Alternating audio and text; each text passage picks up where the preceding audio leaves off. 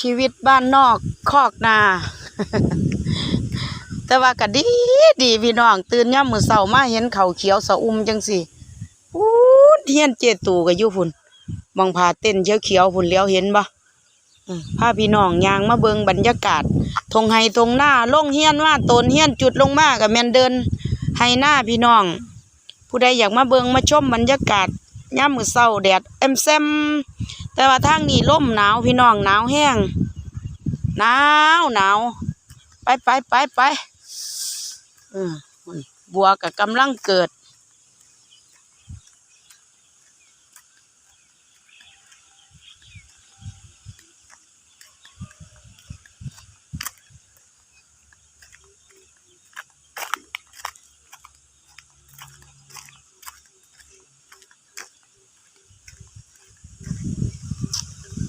โอ้ยลมหนาวพี่น้อง